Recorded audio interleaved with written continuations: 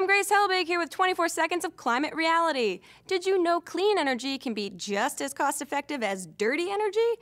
In more and more places in the world today, we have choices as solar electricity rates become competitive with traditional utilities. Solar is here now as a viable and very real option for millions of us.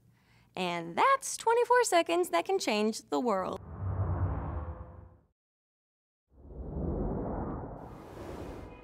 What can change in a day? A solar array can power a community. A business can embrace clean technology. A nation can vote to reduce carbon pollution. Around the world, every day, people are taking action to fight climate change, enacting real solutions, and already seeing the benefits.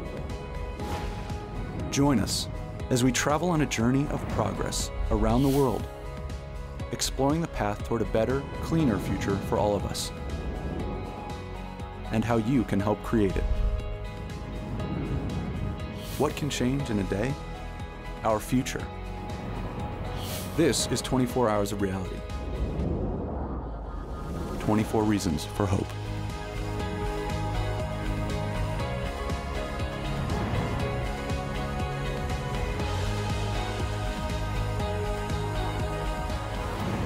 Welcome to Hour 2 of 24 Hours of Reality, 24 Reasons for Hope.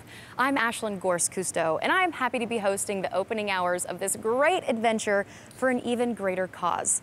We're taking a day to put the spotlight on an issue that's important to all of us, climate reality, and the solutions that already exist and are working right now. For instance, this hour, we will see that the cost of rooftop solar is now competitive in price with utility rates in many places. We'll get a little climate reality check with the good people of New York, thanks to our dashing green man on the street, Ian Somerhalder. We'll hear some of our 24 reasons to be hopeful from a number of popular YouTube sensations. In this hour, I'm excited to lead our town hall conversations with Mark Ruffalo. I'll be asking Mark some of your excellent questions, so please keep sending them to @ClimateReality with the hashtag #ClimateQuestion. In the hours to come, we'll have great music from the likes of artists Jason Mraz, Fitz and the Tantrums, Boyz II Men, Colbie Caillat, and Jack Johnson. And right now, let's hear from the man who has done so much to bring us together for this profoundly important cause, and who we're thrilled to say will be speaking during each hour of our 24 hours. He's been a sort of solar power himself in bringing on the subject of climate reality to the world. Ladies and gentlemen, I'm deeply honored to introduce the founder of the Climate Reality Project, Al Gore. Well, thank you. And it's good to be back for the second hour of 24 Reasons for Hope. And in this hour, we're going to focus on the relationship between solar electricity and the kind of electricity that most people use now, which is mostly generated from coal. For many years, cost was the barrier to the adoption of solar electricity. But here's the great news. That barrier is falling down, just like the Berlin Wall fell down, or was taken down. And in this case, the engineers and scientists have done so much work that they're reducing the cost so that that barrier is falling. In fact, in many parts of the world, solar electricity is now cheaper than or equal to the price of electricity from dirty sources of energy, principally fossil fuels. From solar panels on rooftops in Bangladesh to large-scale solar farms in the American Southwest, solar electricity is increasingly coming to dominate the supply of new electricity generation all around the world. Now, this is a fundamental change. It's unprecedented. And indeed, it is strengthening every single day. This trend is really taking hold. We have entered the era of solar electricity. Now, in the last hour, we showed how we're going to talk about the cost of rooftop solar in relation to utility rates. In the last hour, we showed a number of examples of how the installations of photovoltaic energy increased very slowly, but then they jumped up, and this last year in the U.S. and this year in the U.S. is projected to grow even faster. And we showed how the cost is coming down very, very rapidly. Now, we are nearing a tipping point. What is a tipping point? I think we all know, but here's a very familiar example. But first of all, this large financial institution says there may be a tipping point where customers for electricity get off of the grid and get their electricity from solar panels instead. In fact, a lot of the electric utility companies in their conferences and when they talk among themselves, they're comparing themselves actively to the old landline telephone companies, and they're talking in their phrase about a utility death spiral. Well, it doesn't have to be that, but we do need to make this transition quickly, and we need to find a way to make it work. But here is a familiar tipping point. The difference between 32 degrees and 33 degrees is a difference of more than 1 degree. And for most of the world that is on the metric system, the difference between 0 degrees at freezing and 1 degree, again, is a difference of more than 1 degree. It's the difference between ice and water. Now, in the business world, there is a similar tipping point between more expensive than and cheaper than.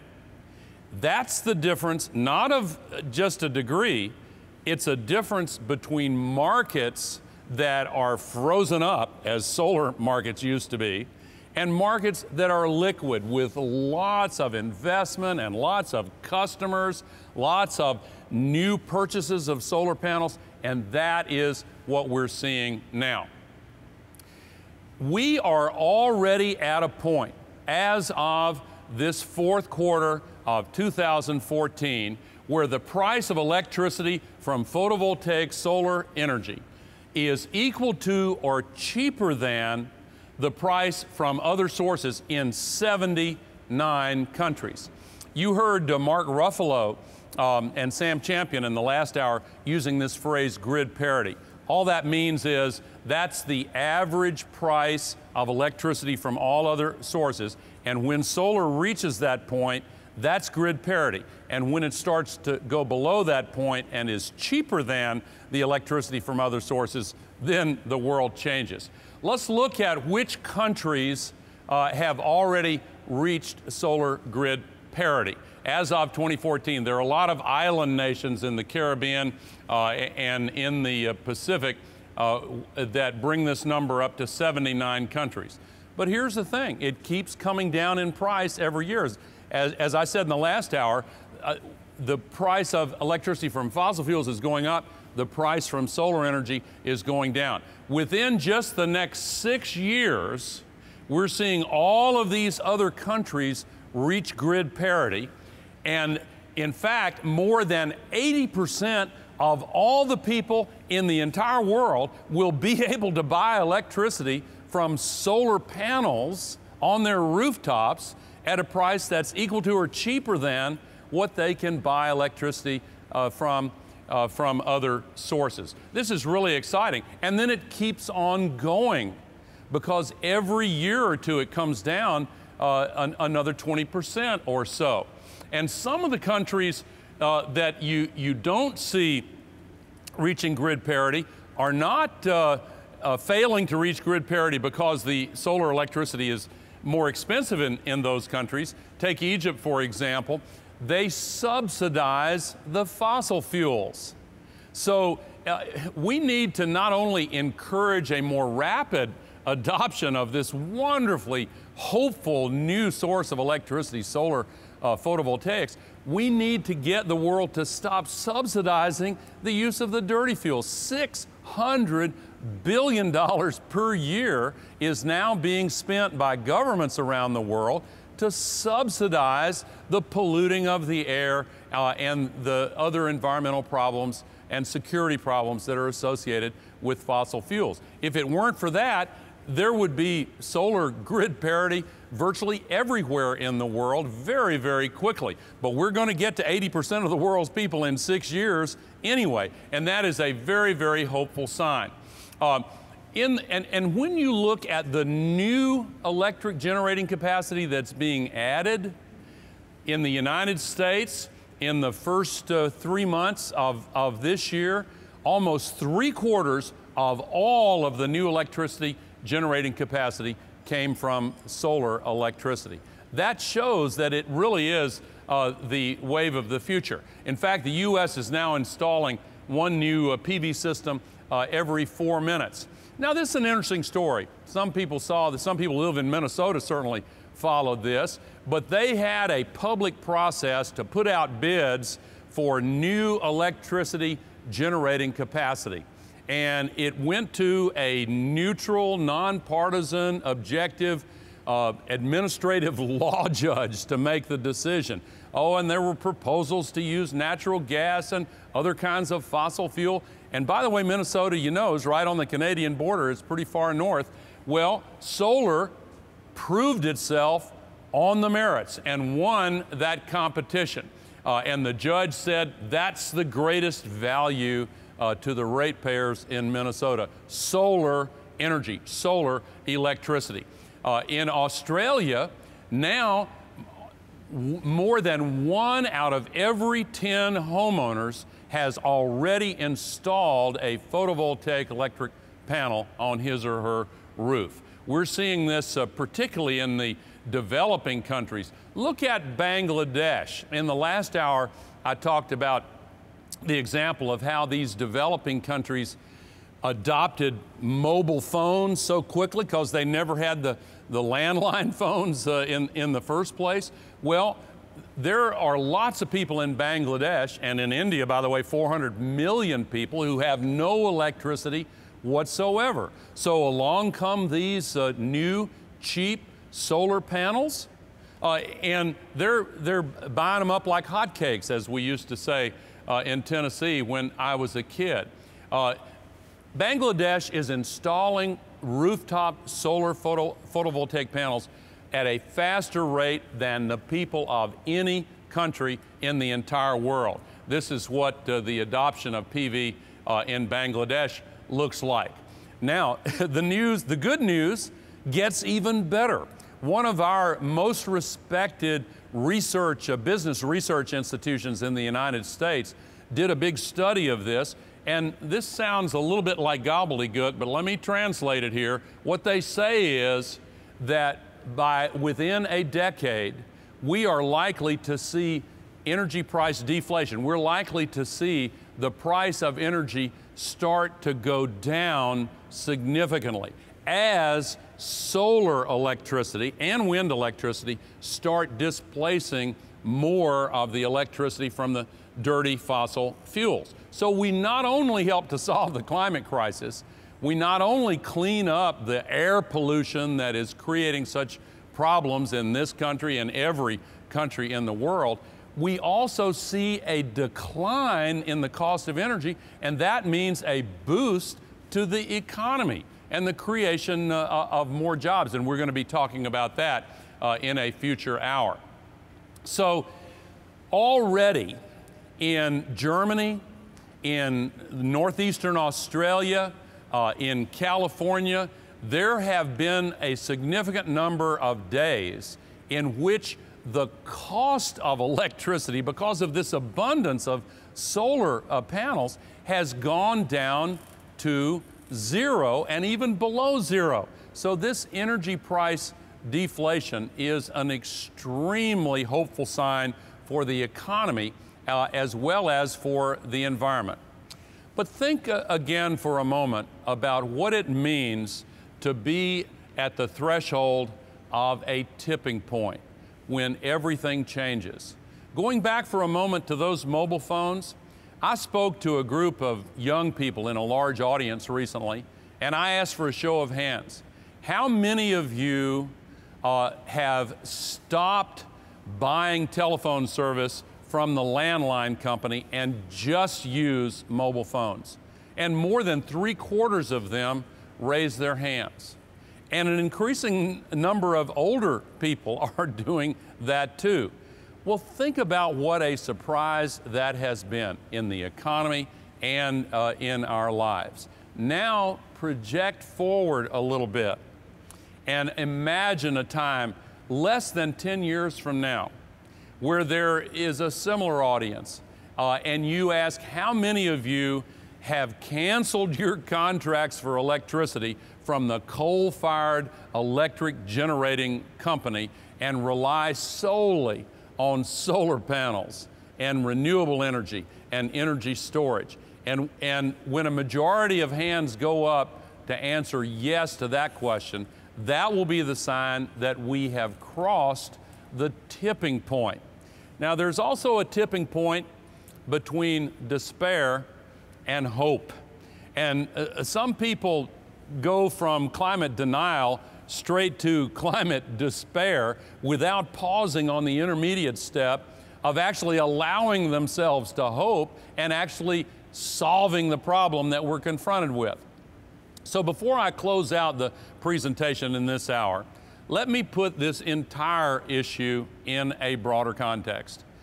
I've come to believe that there are really only two questions that people have had in their minds about the climate crisis and the opportunities inherent in solving it. Number one is, do we really have to solve the climate crisis? After all, the world gets 85% of its energy from coal and oil and gas. It's been a long run. Looks like it might be hard to make that change. Do we really have to do it?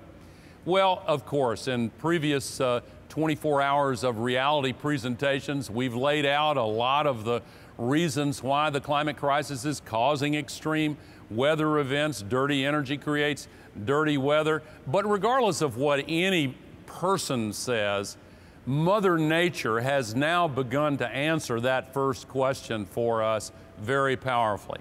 And the answer is yes, we have to change because the extreme weather events are getting worse with the fires and the droughts and the floods and the sea level rise and the spread of tropical diseases and all that parade of horribles. Mother Nature is telling us in unmistakably clear terms, yes, we have to solve this.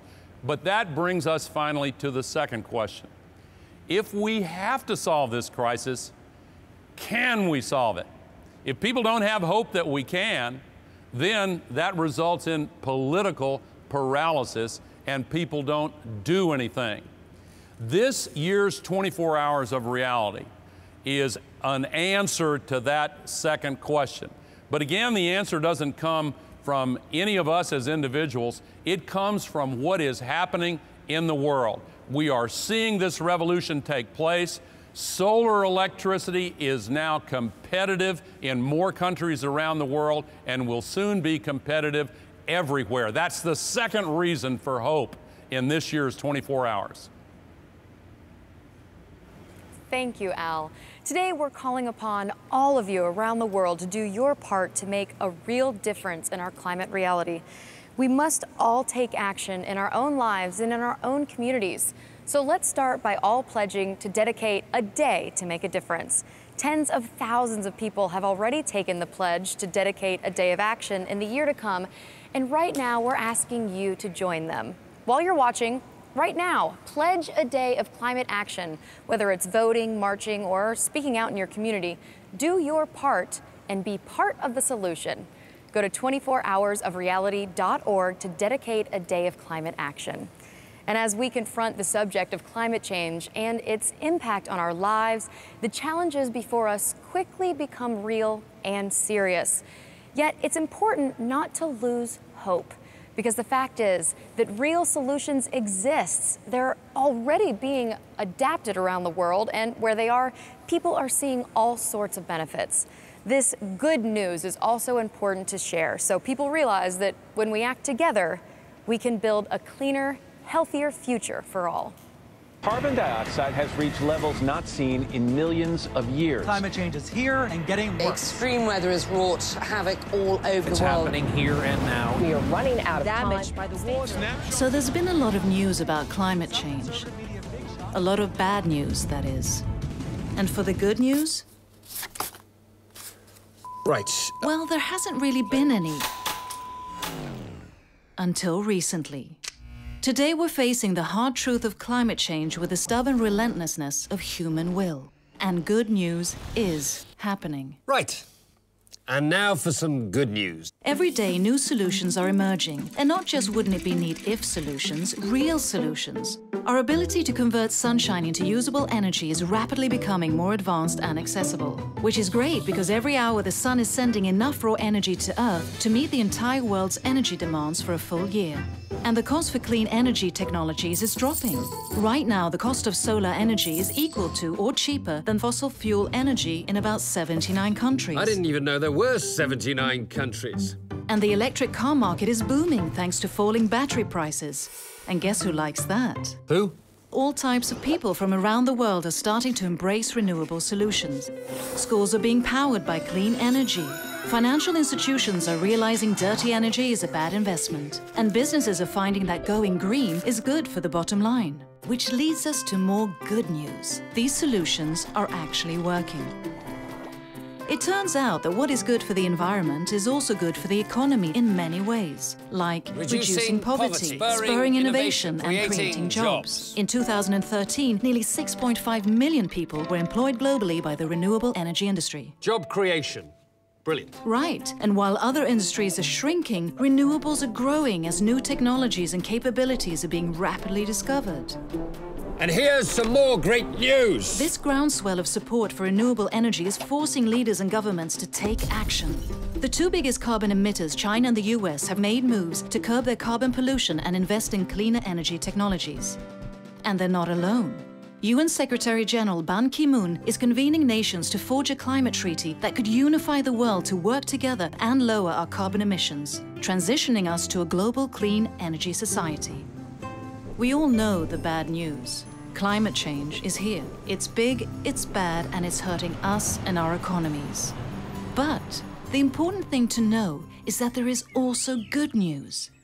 We have solutions here today, not dreams or wishes, real-world solutions that are ready to go and that are already saving money and improving lives. Everyone's a winner. If we rally around this good news and embrace solutions, we can forge the path to a clean energy future and make sure that progress is our new reality. That's good news. Thank you for watching.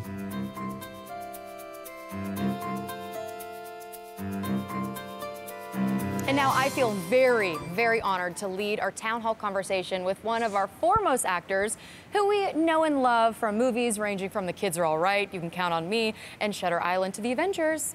And off-screen, he is also, number one, a fabulous guy. And like many of us, he feels passionately about the issue of climate reality. Mark Ruffalo, thanks for staying. Thanks for having me again. So I want to start with some of the questions that our viewers had, if that's okay. Yes. Now, remind you, this is not from me, this is from a viewer. Okay. It is, do you ever feel like releasing the Hulk on all the deniers? These people are just ignorant and stubborn. You know, actually, I kind of, I have a lot of sympathy for them because I see that a lot of their position comes from fear. Fear that they're going to have to give something up, fear that ideologically they're out of touch, fear that to see change happen. But they're dwindling, and any great movement that the culture or humanity has ever taken has always been met with the same kind of resistance.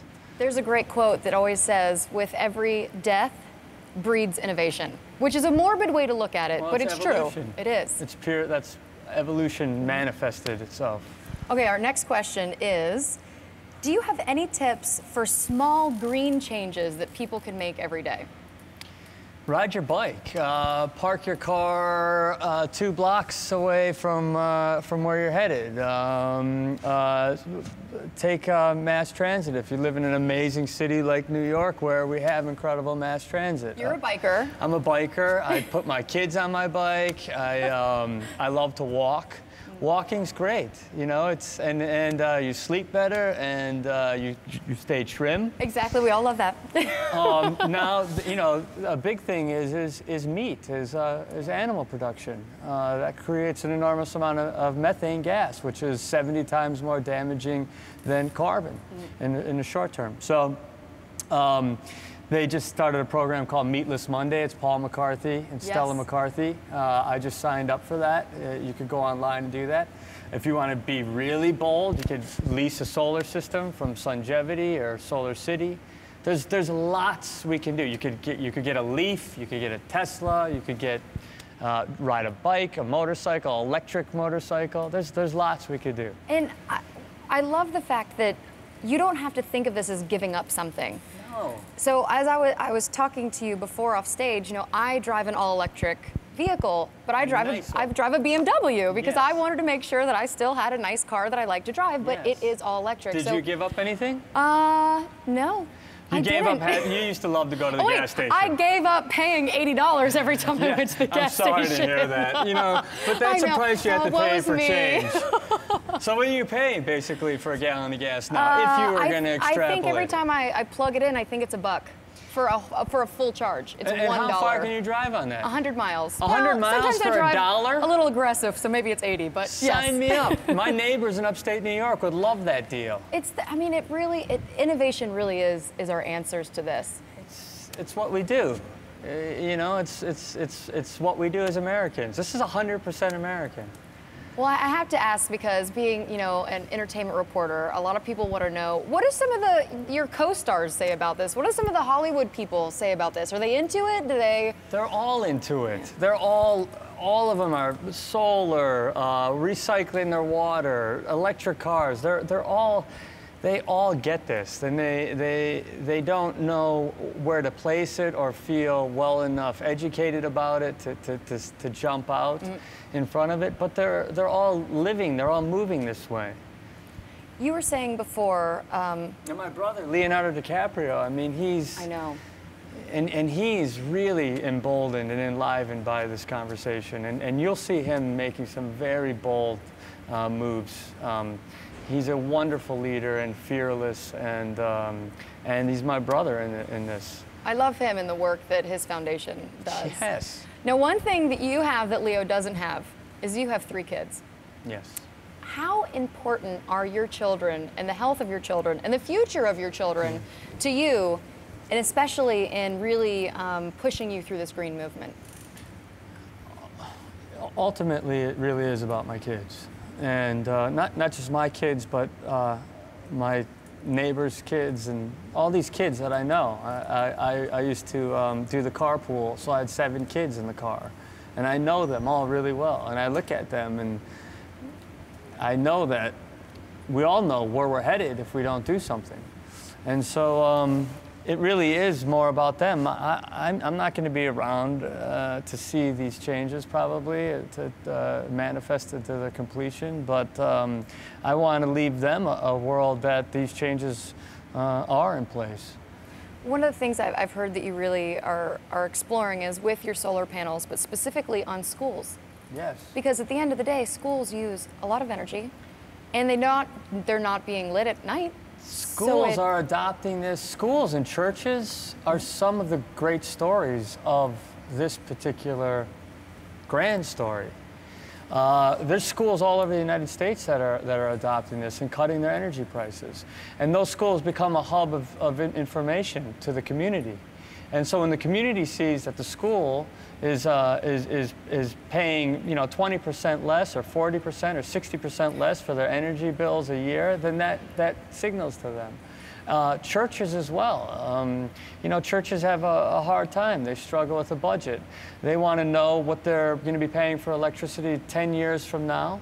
And with the fossil fuel industry, which goes up 12% above inflation every year, they have no idea. They can't project what their budget's going to be. So that takes care of that for a school, a church, a business. And one thing that you keep touching on, and I feel like a lot of naysayers disagree with this, is that renewable energy saves money. Yeah. Not that it costs extra money. How do you explain that? to people that say, well, that's not true. It's really expensive to put solar on top of my house, or really expensive to buy an electric car, because they are up front more expensive. Yes, but if you lease solar, you could put solar on your house without having to pay a dime. And actually no real monies leave your pocket and go directly to the solar leaser. They actually take their monthly bill out of your savings. So when they put solar on your house, they cut your energy costs by 40%. They keep 20 and they pass 20 on to you. And you never have to pay a dime, okay? Right now, the people who are adopting solar are middle classers in the United States. In the last 2 months, that's what's driving this market now. Once people see, I have it on my house, I see my bills. Once you see the bills or you see your neighbor doing it, then that whole argument loses credibility.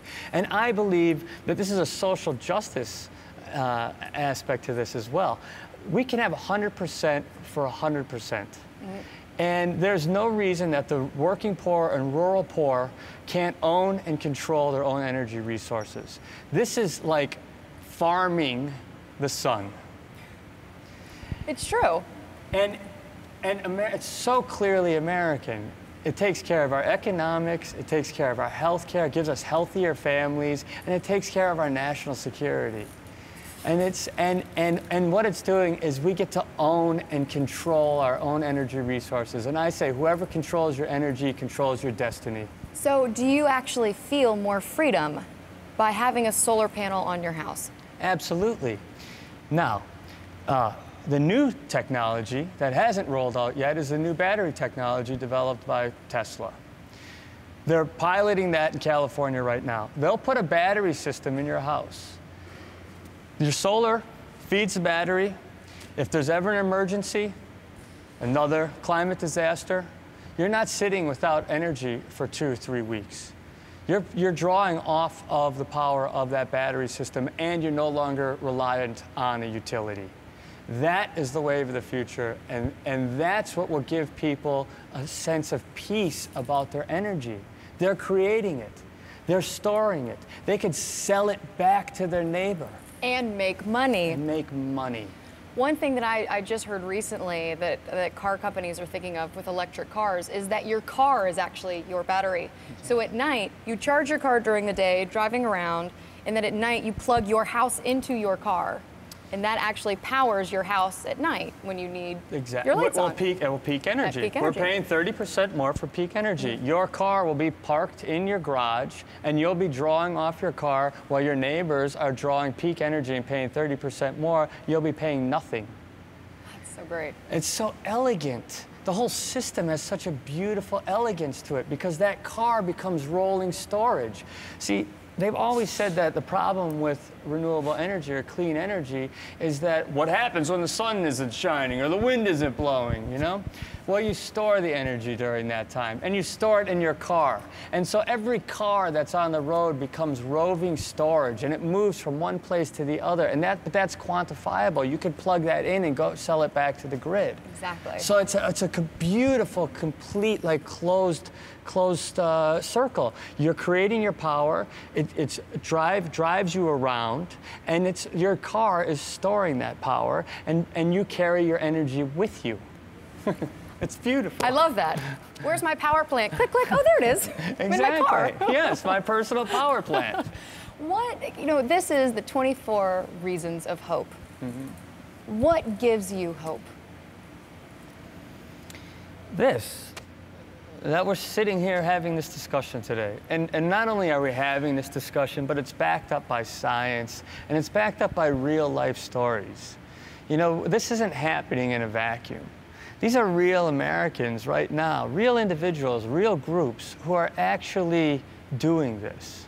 And I see it as our job to get those stories told. And that's why I started one of the founders of the Solutions Project. And it's those stories that give us hope. When we see it in action, it leaves the abstract and makes it tangible. Just like climate change. Climate change was an abstract idea that some scientists had. And it didn't have power in our lives. and negative driving power until it started touching our lives. And now we see people from all over who at one time were climate deniers, who didn't believe it was happening, who have lost their lives, their livelihoods, their homes, the things they love because of this thing. And conversely, it's the same tangibility that will drive us to change when we see it actually in action. What do you think is the biggest change that we, because you keep saying America, so we as America, what's the biggest change we can make? By adopting 100% mentality. It's time. And I know it's a reach, it's a big grasp, but when we do our best work as Americans is when we reach deep. You know, it reminds me of going on the moon. We didn't even have the technology available to us when Kennedy decided that we should go to the moon. And we made that happen. When we fought World War II, we didn't have a chance in hell to get us to win. But we motivated ourselves because we were facing a cataclysmic enemy, and we're here today. We are facing an enemy that's a world enemy. It should be looked at as an enemy. It should be engaged as an enemy, and it should inspire. It should inspire our imaginations and our ability to innovate and our ability as Americans to invent and to create. That's what should be driving us, not the negative downward pressures of bad stories or corporate interests that don't want to see this happen. Also, people, I want to go back to the economic value of this. Yes. People can make money doing this. People can invest in companies that are doing this. They're the wave of the future. Yes. How do you support that in your own life? Well, we know that when you get to scale of mass, everything becomes cheaper. It's like the big giant cell phone that was $5,000 or the laptop that was $7,000. Now you could get one for $300, okay? That comes from innovation and investment. Now, we've seen Germany take this market and smash it, bring it down, make everything much cheaper because they flooded the market with a need. That's where we're headed. And I'm working with the Divest and Invest movement with the Wallace Global Fund. And what we're saying is hey, and I'm going to do this myself. I'm going to have them go and look at all my bank accounts, my investments, everything. And I'm without shame, I'm gonna have them point out the things that is related to fossil fuels or climate change, and I'm gonna take my money out of those things, and I'm gonna put them into clean energy and clean energy tech, because I believe in the future, man. And I believe in our country, and I believe in innovation. And that's where I'm gonna put my money where my mouth is. And I invite everyone to do the same, because that's what's going to drive the change in this country. Bill Gates, Bono, Elon Musk. Elon's already done it, you billionaires, put your money where your mouth is. You want to see this happen? You want to fight climate change? Invest in clean tech. It's interesting because people do. Their house is green. They eat organic. They eat local. They drive electric vehicles, and then they just don't think about what's in their 401k or what's in. They just don't think about it. And when you go look at it, you might not realize who you are funding in your mutual fund. That's where the rubber hits the road. Be bad, or they might just be companies that you don't support, and that's really important for people to look for. This is where the jobs are. This is where it's happening, and there's a lot of money to be made. I was telling you, there's I think it's 50 million homes in the United States are ready for solar right now. We have about 1 million homes that have it. That's probably the biggest untapped market in the nation right now, and there are a lot of people scrambling to get a piece of that. Yeah. That's no lie. I live in California, so I always get so excited when I drive around and I see all these, middle-class homes, upper-class homes, lower-class homes with solar panels. Yes. It really makes a difference, especially in California. I would hope that every single house in California has solar panels. Please, in Florida. We have the sun. The Sunshine State. Yeah, Phoenix. They don't have solar at all yet. What would you say to young people to inspire them? Because I really believe it's the kids that can go home and nag their parents also to make change. Well, I would say keep pushing, and that this is your world, and that you are the change, and you get it, and you have the technology available to you, and you live in a really special time. You live in a time when anything you can imagine, you can create. That's a time we're living in. It's a particularly magical time. And the young people have so much more at their fingertips to instigate and push for change. And they have the internet, and they've mastered it. And it is really probably the greatest tool of democracy in the history of mankind. And we haven't even begun to tap the power of it. And they're the ones, you're the ones, that are going to change the world. What's the coolest thing, or what's the thing that your children have done that you've been the most proud of? They just kind of talk about it. They know about it. And they don't give me too hard a time when I say we're taking the subway, 50 blocks to get you guys to school. My daughter, she wanted a mini bike, but she had to make sure it was an electric one.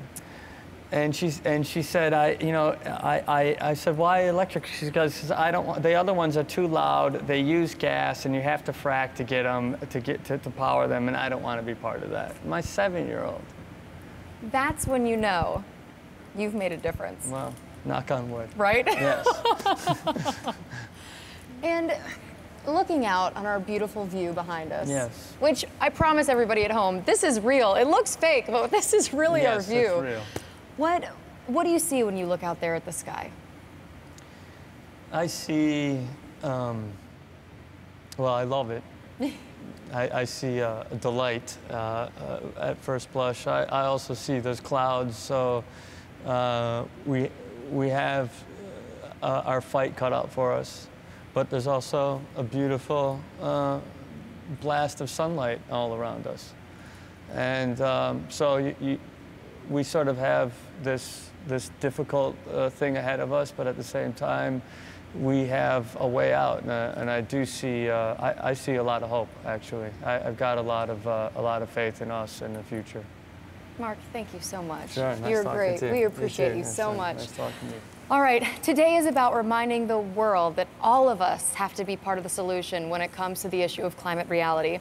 And it means so much of that the members of the music community wanted to do their part. This next performance comes from one of the most successful recording groups ever, and I confess, I've been one to sing along with them loudly in my car whenever they come on the radio. Performing their song, Better Half, here's Boyz II Men. There is a special, it's called 24 Hours of Reality, okay? And this particular show is dedicated to stopping global climate change. So we're gonna do a little something special for this particular show.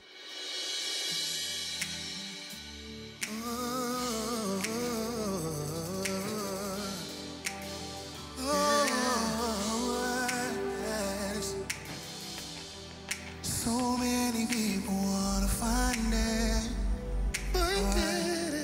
crossing our hearts, wishing and hoping that we see the light without being blinded. Yes, so we can discover missing pieces. Yeah, when it's all said and done, we will know who's to love. But for now, I'm waiting for you now. So I stand forever, waiting for something better. I'm running from the best, looking for the better.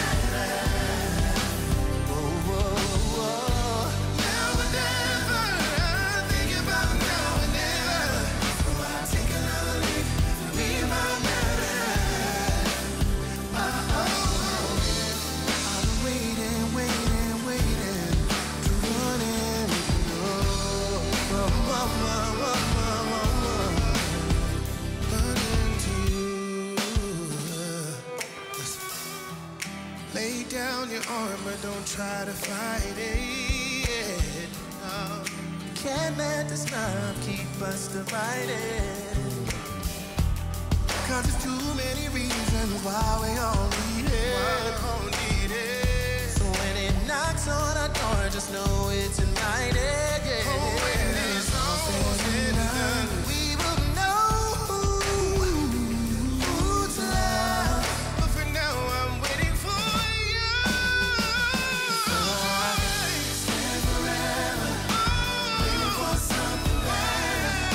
I'm running from the best, looking for the better.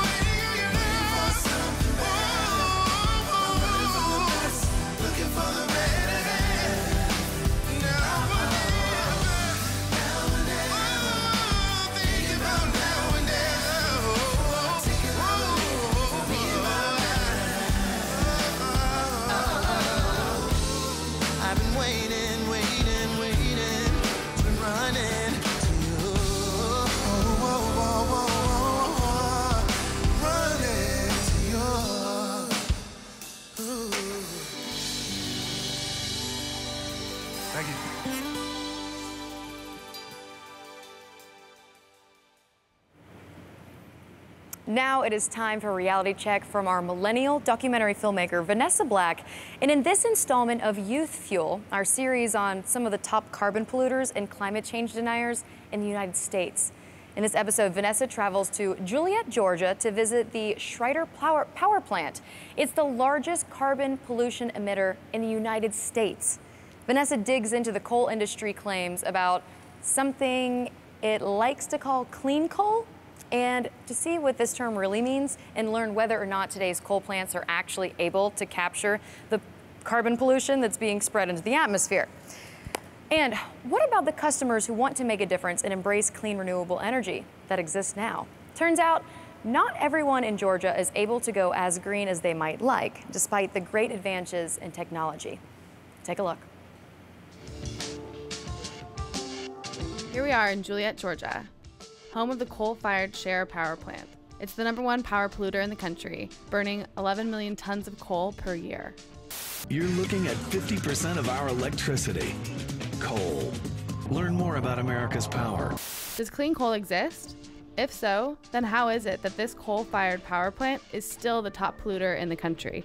In this episode of Youth Fuel, we travel to Juliet, Georgia to investigate Schreider Power Plant and Georgia's power monopoly. Schreider produces the most carbon pollution in America, but how are they being held accountable for the environmental and health impacts both locally and worldwide?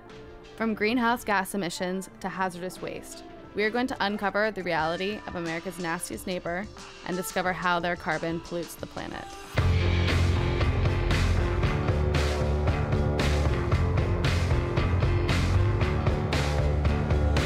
I'm Vanessa Black. I'm a filmmaker and an activist. I'm traveling around America to find out more about our biggest polluters and climate change deniers.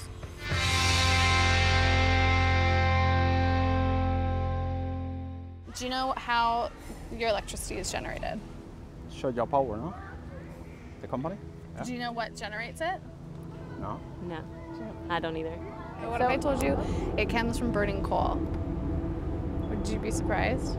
Yeah, that sounds pretty old-fashioned. In 2012, Schreider emitted 21.8 million metric tons of carbon dioxide. The average coal-burning power plant only emits 3.5 million. Energy efficiency only makes sense. Why are you going to pay for more energy if you can find more efficient ways to do it and stop using coal? The nearly $100 billion spent on clean coal technologies have resulted in real environmental progress. Clean coal is an idea that greenhouse gases can be captured and stored underground. This technology claims to be environmentally progressive, but the fact of the matter is, it will still produce highly toxic materials as a byproduct of its chemistry. So how can this concept be good for the planet? Companies are investing billions to experiment with this technology. However, as of today, there hasn't been a single kilowatt of energy generated by clean coal. Things that harm society should actually pay their true costs. It's called Pigovian taxation, and we do it with cigarettes. We tax the hell out of cigarettes because of the harm that they do. Coal seems cheap, oil seems cheap, but it's not really cheap because there are all of these costs that go along with it that we end up paying for in other ways. Whether it's the coal we use now or the clean coal of the future, no matter how you look at it, coal is harmful. If you had an alternative energy, would you want it? Yeah. Of course. Hell yeah. I would like solar. That would be my ultimate dream. But the fact is, Georgia has no choice. In Georgia, there was a law passed in 1973 called the Territorial Act, and it basically gives Georgia Power exclusive access to selling energy in the state of Georgia. So it essentially prohibits the expansion of solar energy here in this state because Georgia Power has the exclusive right to sell energy here in our state. A free market is good for the consumer. It allows for competitive prices. At the end of the day, a carbon tax means more choice. In order for Georgia Power to meet these emission standards, they're going to have to close down some of the worst polluting coal plants. Scherer obviously is among them.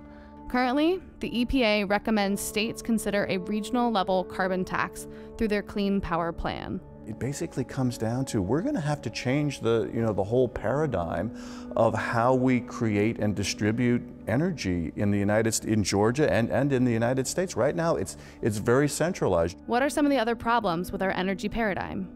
Lawsuits over contaminated water, soil, and air right here in Middle Georgia. The lawyers filed 13 lawsuits on behalf of 23 Juliet residents, claiming this power plant and this quarry have contaminated the neighborhood. Can you tell us about your husband and what happened? He died 12 days after being diagnosed with leukemia. The man 2 doors over died right before my husband did. A friend of mine that lived up the road had breast cancer. The 3 little boys that lived next door had leukemia. And do people think that it's related to the plant? I think it is. There's too many unexplained illnesses. There has to be an explanation of more than they just got sick. So what does the community say about all these accidents that are happening and all these reports of illness? We believe it's coming from the ash ponds. They aren't lined. They found toxins like arsenic, lead, chromium, and uranium present in their air, water, soil, and bodies. They claim the chemicals come from coal ash at Plant Scherer. By some accounts, the fly ash emitted by a power plant, a byproduct of burning coal for electricity, carries into the surrounding environment 100 times more radiation than a nuclear power plant producing the same amount of energy. This scary fact is one example of why we need stronger regulations. What happened to your aunt? And she had breast cancer, right? She had breast cancer that her doctor told her was environmentally caused. It's very clear that it's hazardous, and obviously something that's as hazardous as coal ash should be regulated. Unfortunately, when you really question a company like Georgia Power or these oil companies, they meet or exceed all state and federal regulations. And the thing is they're right, they do. The standards that we hold each other accountable for as far as neighborly duties, they apply to large corporations as well, and we believe that they have forgotten that. Given the power behind the coal industry, we need to keep their influence in check and challenge the status quo. We need to stand up for stronger regulations that protect the environment and us.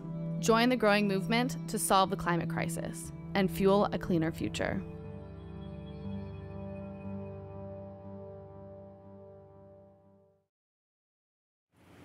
There's so much more to come on 24 Hours of Reality, including conversations with actress Maggie Grace, Yale professor Dan Esty, Jason Mraz, the World Bank's Dr. Jim Kim, Bradley Whitford, Reed Hunt, Chancellor to the President John Podesta, and Lieutenant General Russell Honore. We'll also have a town hall with former Vice President and Climate Reality Project founder Al Gore. See, look, he even makes me nervous just saying his name. And more from our green man on the street, Ian Somerhalder. You can see all of the highlights of 24 Hours of Reality starting later tonight at 24hoursofreality.org. Now, even a child can understand there is a lot to lose when it comes to climate change. In fact, perhaps the young people of the world are the ones best positioned to ask some tough questions on the issues. After all, we are the ones with the most at stake, and they are the ones with even more at stake. as the United Nations prepares to convene a special meeting of the world's leaders to collaborate on negotiating a new agreement that could ensure a clean energy future. The Climate Reality Project thought it would be a perfect time to invite the young people of the world to ask their nation's leaders the climate questions on their mind. What's amazing is how simple this complex issue can be when you see it through a child's eyes. And after viewing this montage of impressive youth from around the world, we'll see a single submission from a future climate leader from Botswana. My name's Amy Farrah and I live in England. Hi, I'm Aiden and I'm from Hong Kong. Hi, my name's Molly and I live in Malaysia. Hi, I am Mika from South Africa. I live in Croatia. I live in Auckland, New Zealand. And I'm from Brazil. Brazil. From South Africa. From France. From the United States. United States. From Mongolia. From Malaysia. From Dubai. From Romania. From Mexico City. From the Philippines. From India. From India. Western Australia. So my question for all world leaders is this. And my question to the government bodies is... My question to the UN is... And I guess the first thing I want to say... The first question I want to ask... My question is... My question... My question... My question... My question... I'd like to question... I would like to ask... I'm asking members of the UN... Why do you sit here and pretend? Why are we letting companies freely pollute the atmosphere? Why are you allowing the palm oil industry to destroy Malaysian rainforests?